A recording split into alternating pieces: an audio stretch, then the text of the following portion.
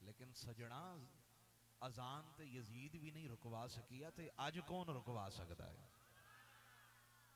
चलो सारी महफिलें रुक जाएं, लेकिन जब अजान वाला मुअज्जिन खड़ा होकर काबे की तरफ रुख करके और उंगलियां कानों में डाल के जब वो पढ़ता है अशहदु अन्ना मुहम्मदर रसूलुल्लाह, तो क्या ये हुजूर की नात नहीं है? बोले ना जरा, ये हुजूर की नात नहीं है? अच्छा, अब आप हजरात ना तवज्जो के साथ समात करें। मुझे मजा पता है कब आएगा, मैं यहां से खुश होके कब जाऊंगा, जब आप नौजवान मेरी बात को तवज्जो के साथ सुनेंगे। ये 2-3 पैगाम है, आप लोहे दिल पे नक्श करके जाएं। मैं जहां भी जाता हूं ना, ये लंगर जो दे रहे हैं आप, ये आप नहीं दे रहे, ये आपके हाथों से हुजूर दे रहे हैं, दिलवा रहे हैं। ये लंगर उधर से मिल रहा है, ये खैरात है जो हुजूर दे रहे हैं। चल फकीरा, तू मेरा नाम लिया ते ले जा। ਉਹ फकीर लैन वास्ते आए ना दुकान दे उत्ते, ते बंदे दा लगे कि ये नहीं आज इन्हें खैरात नहीं पानी, तो फिर वो कहता है जी अल्लाह तेरी खैर करे, तेरे बाबे दी खैर करे, तेरे फलाने दी खैर करे, फलाने दी खैर करे। तो फिर बंदा फुल जाता है, खुशी में आ जाता है। इन्हें मेरी तारीफ की थी यार, पहले 50 देंदा थी, अज 100 देना है। ते असी भी हुजूर दे जिक्र दे खैरात मंगण वाले भिकारियां, असी जिक्र कर देने, ते सरकार फरमांदे ने चल उठ जा खैरात दे के आ, जा खैरात दे के आ। मैंने कहा खैरात सबको मिलती है, लेकिन जो हुजूर की नात पढ़ने पर खैरात मिले, उस खैरात के क्या कहने हैं? तवज्जो है आप हजरात की? तो अर्ज कर दूं मैं बातें। कुरान फरमाता है वरफअना लक जिक्रक, वरफअना लक जिक्रक। अच्छा ये देखें, मेरी तरफ देखें, ये हैं मेरे हाथ। ये क्या हैं? सारे नौजवान बोले ये क्या है? जहां तक जा रहे हैं यहां तक मैं यूं पैसे उठाना चाहूं तो उठा सकता हूं। ये है रिफअत, ये है बुलंद करना। चूंकि मैं यहां तक पहुंच सकता हूं, खड़ा हो जाऊं तो थोड़ा और, तो जहां तक मेरा हाथ पहुंचता है मैं उतना बुलंद करूंगा।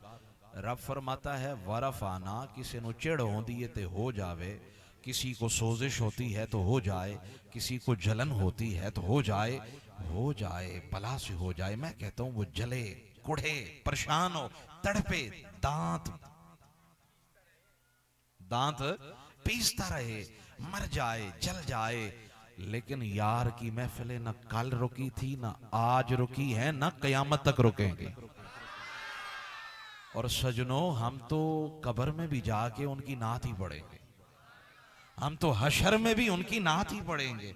अच्छा, अल्लाह कितना बुलंद कर सकता है? ये है मेरा इख्तियार, ये है मेरा हाथ, लेकिन अल्लाह का हाथ कितना बुलंद है? अल्लाह फरमाता है वरफाना, तुमने बुलंद नहीं किया है, तुमने बुलंद नहीं किया है, तुमने ऊंचा नहीं किया है, तुमने ये झंडे नहीं लगाए, हमने लगवाए हैं। तुम नहीं आए, हम तुम्हें लेकर आए हैं। तुमने महफिल नहीं सजाई, हमने महफिल सजवाई है, लगवाई है, तुम्हें लेकर आए हैं। क्या है पैगाम? अल्लाह फरमाता है लोगों सुनो कान खोलकर, अगर चाहते हो मर भी जाएं तो तुम्हारा नाम बाकी रहे, तुम चले जाओ लेकिन तुम्हारा जिक्र बाकी रहे, महफिलें सजें तो फिर जब जिक्र छेड़ा जाए तो फिर तुम्हारा नाम आए। अभी मैं गली से गुजर रहा था, ये मौलाना उमर फारूक साहिब मुझे बता रहे थे, यहाँ मेरे नाना जी इमामत कराते रहे, मुसल्ले पे खड़े होते रहे, नमाजें पढ़ाते रहे, तो उनका जिक्र अच्छा ही हुआ ना, अच्छा काम जो करते रहे अच्छा जिक्र हुआ।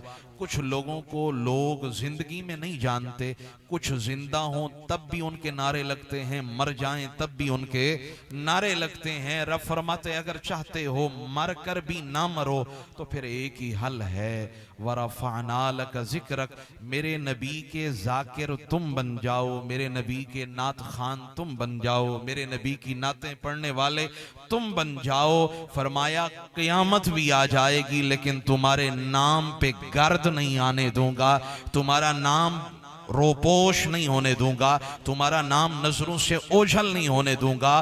कयामत तक तुम्हारे नाम के नारे लगते रहेंगे, तुम्हारे नाम की खूबसूरत बातें की जाती रहेंगी। शर्त एक है, तुम मेरे नबी के हो जाओ, कायनात तुम्हारी हो जाए।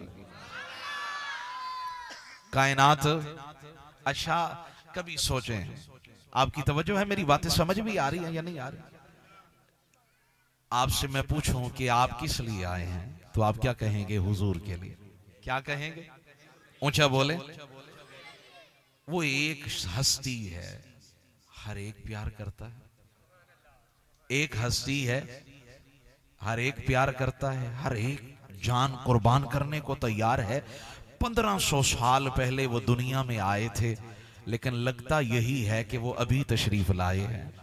अच्छा कौन हमें, ओ भाई, कौन हमें फूलों के हार पहनाता? कौन हमारे ऊपर फूल यूं डालता? कौन हमारे लिए ये मसनदें सजाता, ये झंडे लगाता? ये तो हुजूर की निस्बत है। हम आए, हमारा इस्तकबाल किया गया, हमें इज्जतों से नवाजा गया। क्यों नवाजा गया?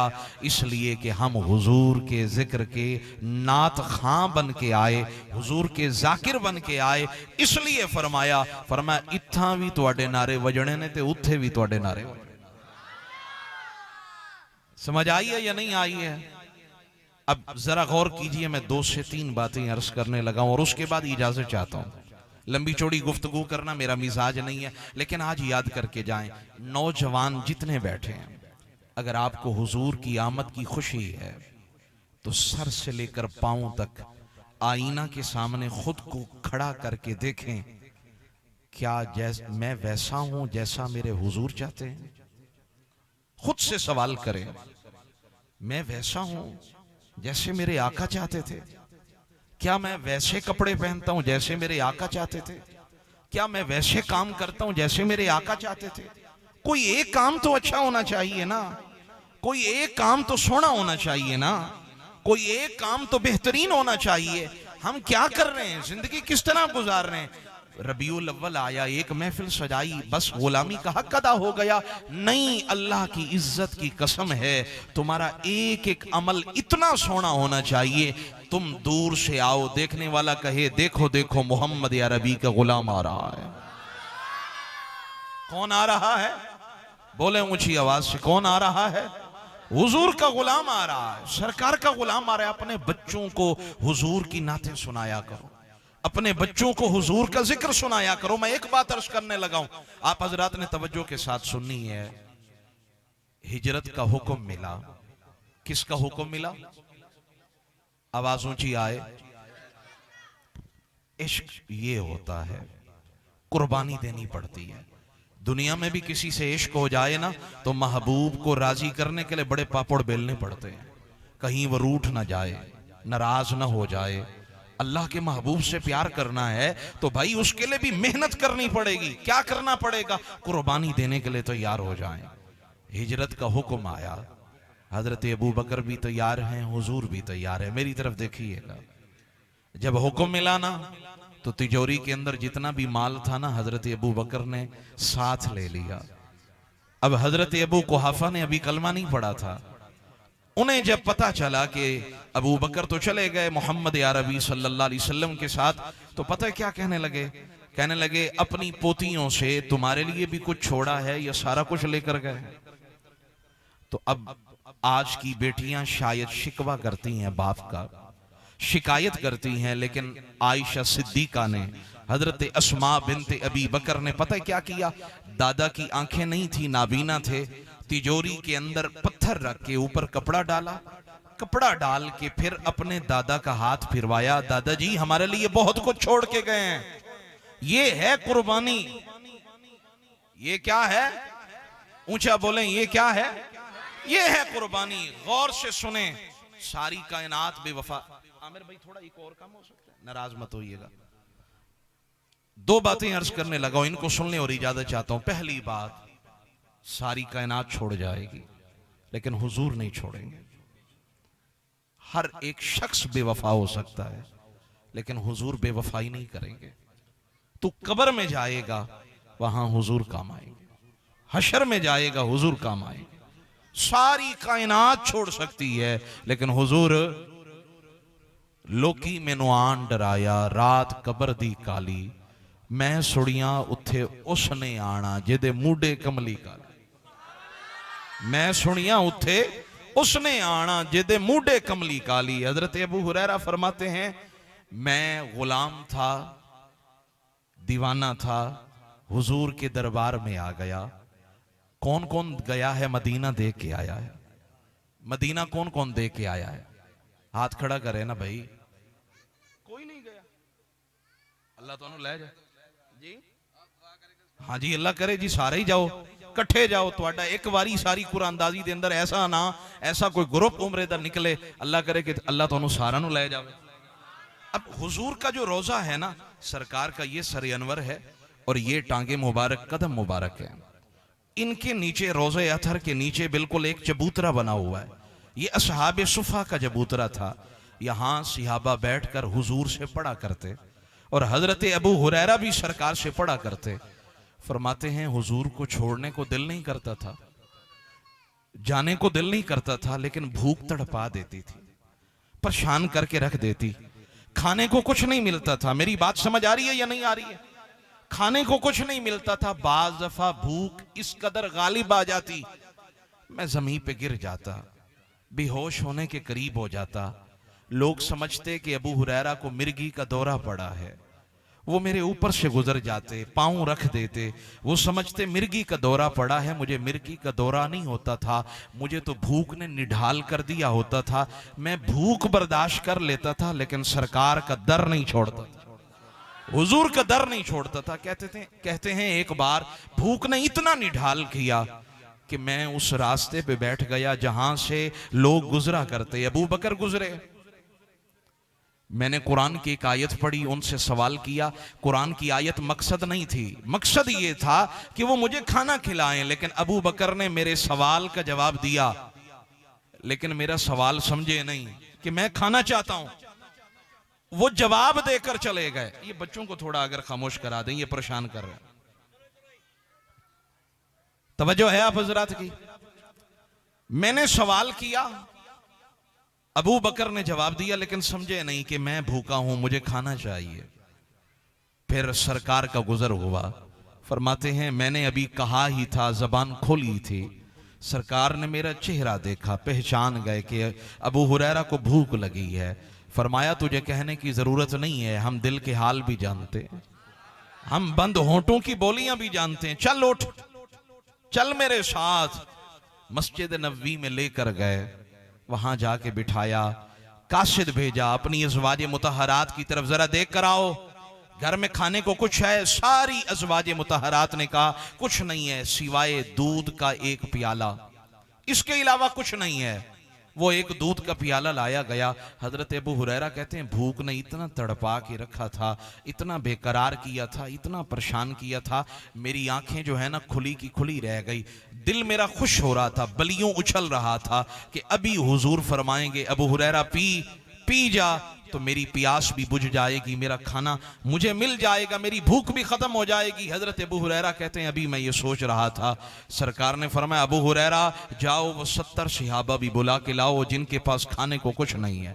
मैं अब हैरानों परेशान हूं कि एक दूध का प्याला है और 70 पीने वाले हैं। तुसी परेशान हो गए हो, परेशान हो गए हो। गालूची वाना सुभान अल्लाह को ना, है दूध का एक प्याला और पीने वाले कितने हैं? ऊंचा बोलें कितने हैं? 70 हैं। इसको कहते हैं बरकत। हम कहते हैं माल ज्यादा चाहिए, ज्यादा माल मांगने की बजाय मांगा करो बरकत वाला माल चाहिए। थोड़ा हो लेकिन उसमें बरकत हो, उम्र थोड़ी हो लेकिन उसमें बरकत हो, घर छोटा हो लेकिन उसमें बरकत हो, मकान थोड़ा हो छोटा हो लेकिन उसमें बरकत हो, बच्चे थोड़े हो लेकिन उसमें बरकत होनी चाहिए। ज्यादा बड़े मामलात छोड़ें। हजरत अबू हुरैरा को सरकार ने फरमाया अबू हुरैरा जाना, वो 70 भी बुला के ला। अबू हुरैरा कहते मेरे अंदर पकड़ धकड़ मची हुई है। अबू हुरैरा कहां तू चला था? तेरे दिल में ये बलियां, ये ख्वाब था कि तू दूध का प्याला पिएगा, सरकार तुझे देंगे। लेकिन ये क्या हुआ कि उन्होंने और 70 बुला लिए, प्याला एक है, पीने वाले 70 हैं। अबू हुरैरा तेरी बारी कहां आएगी, कौन पिएगा? फरमाते हैं अभी मैं ये सोचते हुए जा रहा था, 70 आ गए, लाइन में बैठ गए, मेरी तरफ देखिएगा, कतार में बैठे थे। कहने लगे मैं सोच रहा था कि पहले प्याला मुझे मिलेगा, मैं जी भर के पी लूंगा, बाद में देखी जाएगी, बाद में देखी जाएगी। लेकिन करीम जानते थे, फरमाने लगे अबू हुरैरा उधर से शुरू कर। कहते मैंने उन्हें दिया, एक ने पिया, वो पी के सैर हो गया, लेकिन दूध वहीं का वहीं है। फिर दूसरे ने 70 ने पी लिया, लेकिन दूध का प्याला है कि खत्म होने का नाम नहीं ले रहा। या रसूल अल्लाह, ये करम है, ये रहमत है, ये ख्वाब है, ये नींद है, ये कमाल है, क्या है? फरमाया यही तो अताए मुस्तफ़ा है, यही तो कमाल मुस्तफ़ा है, यही तो रहमत मुस्तफ़ा है, और यही तो मौजज़ा मुस्तफ़ा है, और यही तो रहमत मुस्तफ़ा है, और यही तो मेराज मुस्तफ़ा है, और यही तो अजमत मुस्तफ़ा है, और यही तो रिफत मुस्तफ़ा है, यही तो शान मुस्तफ़ा है। अबू हुरैरा तू नहीं समझेगा, तू पिलाता जा, ये पीते जाएं। 70 ने पी लिया, वो पी के थक गए, लेकिन दूध का प्याला वहीं का वहीं है। पता नहीं ये रंग आया कहां से, ये बहार आई कहां से, ये करम आया कहां से। फिर मुझे नात की सूरत में जवाब मिला, अगर आपकी इजाजत हो तो नात पढ़ दूं।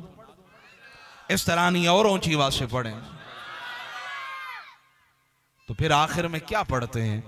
उनका मंगता हो जो मंगता नहीं होने देते,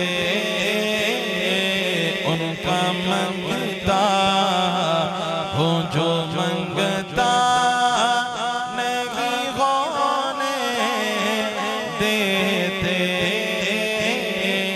ये हवाले मुझे रुसवा। उनका मांगता हूँ जो मांगता नहीं होने देते,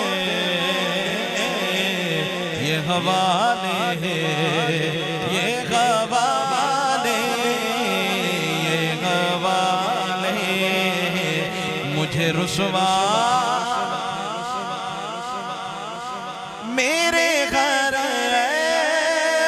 करते हैं वो पर्दा पोशी, मेरे जुर्मों का तमाशा नहीं होने देते, उनका मंगता हो जो मंगता।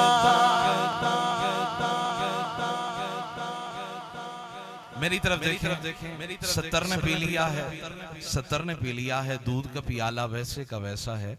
सरकार फरमाने लगे अबू हुरैरा तेरे अंदर बड़ी पकड़ धकड़ मची थी, बड़ा शोर मचा हुआ था कि एक प्याला है, मरीज 70 हैं और एक ही इलाज है, तो क्या होगा?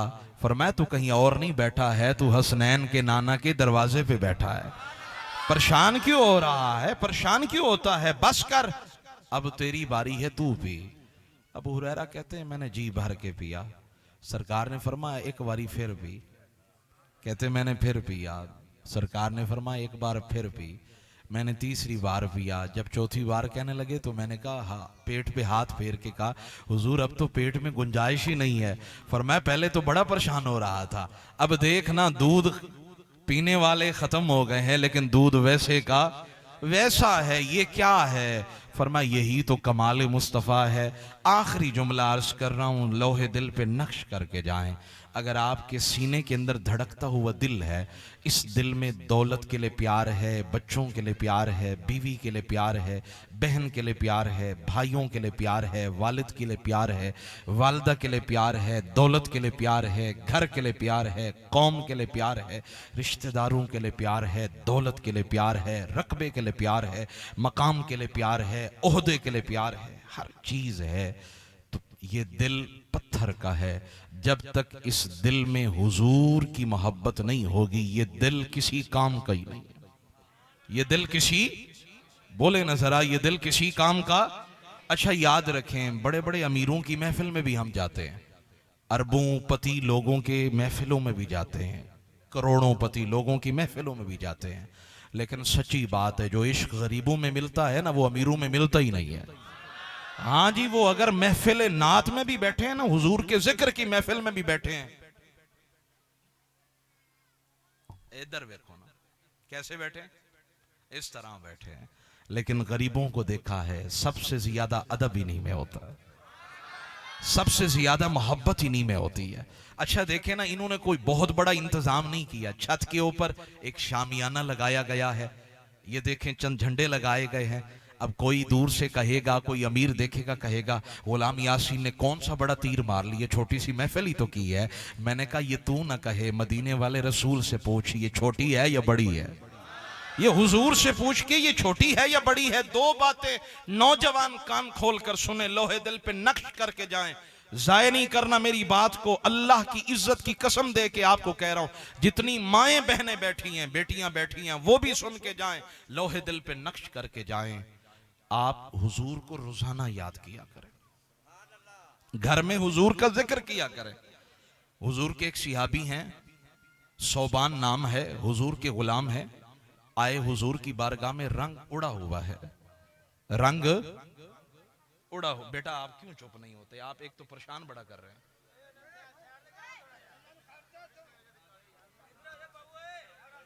चेहरे का रंग उड़ा हुआ, मेरी तरफ देखें जी।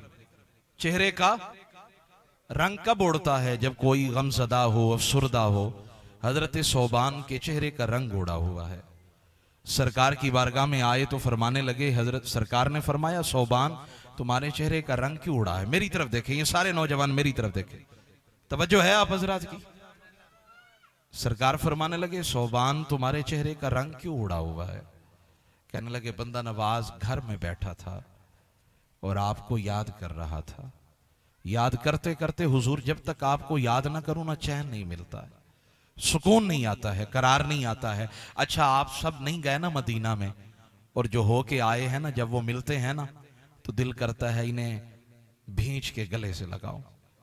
चलो मैं नहीं गया हूं तो ये तो हो के आए हैं ना, हाँ जी चलो इन्हें ही देख लेता हूं। दिल करता है काश कभी वो मौका आए कि मैं भी जाऊं हुजूर के शहर को देख के आऊं, दिल तो करता है ना। अच्छा याद रखें, ये दौलत की बात नहीं है, ये वसाइल की बात नहीं है। जब वो याद कर लेते हैं सारे रास्ते खुल जाते हैं, सारे रास्ते खुल जाते हैं। अल्लाह की इज्जत की कसम, हजरत सौबान के चेहरे का रंग उड़ा हुआ है। सरकार ने फरमा क्या हुआ है, घर में खाना नहीं है। या रसूलल्लाह नहीं ये परेशानी नहीं है। बच्चे ना फरमान है। या रसूलल्लाह ये परेशानी भी नहीं है। बीवी तंग करती है। या रसूलल्लाह ये भी परेशानी नहीं है। ये कौन सी परेशानी है। फिर चेहरे का रंग क्यों उड़ा हुआ है। कहने लगे हुजूर घर में बैठा था, आपको याद कर रहा था। याद करते करते जहन में बात आई, एक दिन मैं भी दुनिया से चला जाऊंगा, आप भी दुनिया से चले जाएंगे, और फिर आपने तो जन्नत के आला मकाम पे जाना है। पता नहीं मैं जन्नत में जाऊंगा या नहीं जाऊंगा, और अगर चला भी गया हुजूर मैं गुलाम ठहरा, मैं एक उम्मती ठहरा, मैं एक गुलाम ठहरा, दीवाना ठहरा। पता नहीं जन्नत में मेरा ठिकाना कहां होगा, मेरा मकाम कहां होगा। आप तो बड़े ऊंचे मकाम पे होंगे, यहां तो जब भी याद आती है चले आते हैं, आपका मुखड़ा देख लेते हैं, आपका चेहरा देख लेते हैं। लेकिन हुजूर जन्नत में अगर चले भी गए, अगर आपका चेहरा देखने को ना मिला तो क्या फायदा जन्नत में जाने का। हुजूर यही सोचा तो बेकरार हो गया, परेशान हो गया, सुकून नहीं आया। या रसूलल्लाह आपकी बारगाह में आया हूं। हुजूर मरने का डर नहीं है, लेकिन मरने के बाद जुदाई का बड़ा डर है, मरने के बाद फिराक का बड़ा डर है। हुजूर क्या होगा, कैसे जिंदगी गुजारेंगे। जन्नत मिल भी जाए, ऐ जन्नत तुझ में, हम बच्चे थे तो ये शेर पढ़ा करते थे, ऐ जन्नत तुझ में हूरो कसूर रहते हैं। मैंने माना जरूर रहते हैं, लेकिन ऐ जन्नत आ मेरे दिल का तवाफ कर, मेरे दिल में हुजूर रहते हैं। ऐ जन्नत आ मेरे दिल का तवाफ कर, मेरे दिल में, ऊंचा बोले, मेरे दिल में हुजूर रहते हैं। हजरत सौबान कहने लगे या रसूल अल्लाह मेरे माँ बाप कुर्बान हो, मेरे वालिदैन कुर्बान हो, जन्नत भी चाहिए, लेकिन जन्नत के अंदर अगर हुजूर आपका पड़ोस मिल जाए तो बात और बन जाए, अगर आपकी कुर्बत मिल जाए तो बात और बन जाए। सरकार ने सरे अनवर को झुकाया, फिर उठाया तो कहने लगे जिब्रील कुरान लाया है, कुरान पढ़ के सुनाया, वमन युतिल्लाह वर रसूल फउलाइका मअल्लज़ीना अनअम अन्अमल्लाहु अलैहिम मिनन नबिय्यीन। फरमाया रब बड़ी इबादतें नहीं देखता है, रब बड़े लंबे लंबे सजदे नहीं देखता है, रब ये देखता है थोड़ा काम हो लेकिन हो खालिस। फरमाया जो भी मेरे नबी से प्यार करता है, फरमाया जन्नत में जहां मेरे नबी का ठिकाना होगा वहीं उसका ठिकाना होगा। जहां मेरे नबी का ठिकाना होगा वहीं, बोले ना जरा ऊंची आवाज से। आज ये गुलाम यासीन साहेब आप अहबाब ने ये महफिल सजाई, अल्लाह की इज्जत की कसम है, जब जन्नत में जाएंगे ना तो सिर्फ जन्नत नहीं मिलेगी, जन्नत के अंदर हुजूर का पड़ोस भी मिलेगा, जन्नत के अंदर हुजूर का पड़ोस भी मिलेगा। और आखिरी जुमला अर्ज कर रहा हूं, इजाजत लोहे दिल पे नक्श करके जाइएगा। ये नौजवान आज अगर मिलाद मनाने आए हैं तो सरकार की सीरत पे अमल करें। बुखारी शरीफ की रिवायत है, हुजूर की बारगाह में एक मेहमान आया, थक तो नहीं गया आप हजरात? ऊंची आवाज से बोलें सुभान अल्लाह। सरकार की बारगाह में एक मेहमान आया, अज़वाजे मुतहरात की तरफ पैगाम भेजा, कुछ नहीं था। मालिक कौनैन हैं, गो पास कुछ रखते नहीं, दो जहां की नेमतें हैं इनके खाली याद में। फरमाया कौन है जो आज की रात मेरे मेहमान को अपने घर में ठहराए? मेरी तरफ देखें, मेहमान को अपने घर में ठहराए, खाना खिलाए, बदले में हम जन्नत अता फरमाएंगे। हजरत अबू तलहा खड़े हो गए, कहने लगे या रसूल अल्लाह मैं ले जाऊंगा, लेकिन मौका दे, मैं जरा तैयारी तो करके आऊं, घर कह के तो आऊं, बीवी बच्चों को बता के तो आऊं। घर में आए, शाम का वक्त है, शाम के साए गहरे होने लगे। बीवी से कहने लगे घर में कुछ है खाने को? जैसे अभी अल्लामा साहिब बयान कर रहे थे, ये मिलती जुलती बात है, लेकिन एक पैगाम है, सुनाने लगा हूं और इजाजत है। कुरान पाक की चंद आयत पढ़ूंगा और इजाजत चाहूंगा। फरमाने लगे घर में कुछ है, कुर्बानी इसको कहते हैं। और यार एवं नहीं मिलता, इश्क ऐसे नहीं पूरा होता। बीवी कहने लगी बच्चों का खाना है और कुछ नहीं है। बाप ने पता है क्या कहा? हजरत अबू तलहा ने, कहने लगे ऐसे कर, उन्हें बहला फुसला के ना प्यार से मोहब्बत से सुला दे, बच्चे तो फिर भी खा लेंगे, लेकिन आज हुजूर का मेहमान हमारे घर में ठहरने आ रहा है, सरकार का घर, सरकार का मेहमान आ रहा है हमारे घर में, मेजबान हम बनेंगे, जा बच्चों को सुला दे। बच्चों को सुलाने जाने लगी तो कहने लगे एक काम करना, खाना है थोड़ा, और ये सुन्नत है, ये तरीका है, हुजूर का हुक्म है कि जब मेहमान आए तो अकेले ना खाए, तुम भी साथ खाओ ताकि वो शर्मिंदगी ना हो उसे, वो जी भर के पेट भर के खाए, जब तक वो हाथ ना रोके तुम भी हाथ ना रोको। तुम पहले हाथ रोक लो तो वो कहीं ये ना सोचे कि यार ये बंदा ये ना समझे कि मैं ज्यादा ही खा गया, ये ना समझे, तो इसलिए फरमाया साथ थोड़ा थोड़ा खाते रहो। तो सिहाबी को भी हुजूर की सुन्नत का पता था, कहने लगे अल्लाह की बंदी खाना है थोड़ा, और मेहमान कहीं शर्म के मारे खाना ना खाए, क्योंकि वो मेरा मेहमान नहीं है, वो हुजूर का मेहमान है। तो एक काम करना है, हम भी साथ खाना खाएंगे, लेकिन जब खाना खाने लगे ना, तूने उठना है, चिराग की लो को दुरुस्त करने के बहाने बुझा देना है। हम मुंह चलाते रहेंगे, हाथ हरकत करते रहेंगे, वो समझेगा कि ये खाना खा रहे हैं, वो जेब पेट भर के खाना खा लेगा और इधर हमारा काम भी हो जाएगा। मेहमान आ गया, बात खत्म कर रहा हूं, मेहमान आ गया, खाना लग गया, खाना खाने लगे। कौन करता है यूं इश्क, कौन करता है हुजूर के यूं सुन्नतों पे अमल, कौन करता है हुजूर के तरीकों पे यूं अमल? आज तो नौजवान मोबाइल में लग गए हैं, आज तो नौजवान यारी दोस्ती में लग गए हैं, हुजूर की सुन्नतें भूल गए, हुजूर का तरीका भूल गए। किस्सा मुख्तसर फरमाते हैं, मेहमान आया, खाना लग गया, घर वाले भी मिल गए, वो भी खाने लगा। बीवी ने उठकर जानबूझकर चिराग बुझा दिया, उसने खाना पेट भर के खा लिया, सो गए। सुबह हुई, वो मेहमान को लेकर हुजूर की बारगाह में आया। जैसे ही सामने आया, हुजूर का चेहरा खिल उठा, हुजूर मुस्कुराने लगे। उसने कहा या रसूलल्लाह क्यों मुस्कुरा रहे हैं? फरमाया मैं क्यों ना मुस्कुराऊं, तेरी अदा को देखकर अर्श का रब भी मुस्कुरा रहा था, रब भी मुस्कुरा रहा था। देखो मेरे नबी के गुलाम ने अपने बच्चों का खाना मेहमान को खिला दिया है। ओ यारो आओ तो सही, कुर्बानी देकर तो देखो, आओ तो सही, अपनी जरूरतें दूसरों पे कुर्बान करके तो देखो, रब भी राजी हो जाएगा, रब का रसूल भी राजी हो जाएगा। अल्लाह मेरी हाजिरी कबूल फरमाए। मैं आखिर में कुरान की चंद आयतें पढ़ता हूं और आपसे इजाजत चाहता हूं, लेकिन साथ ही एक और ऐलान भी करना चाहता हूं। मेरी बात समझ किस किस को आई है? सारा नु समझ आई है? बड़ी वड्डी गल है जी, सारा नु समझ आ गई है। कौन है जो खड़ा होकर ऐलान करता है कि मैं अपने चेहरे पे आका की सुन्नत को सजाऊंगा।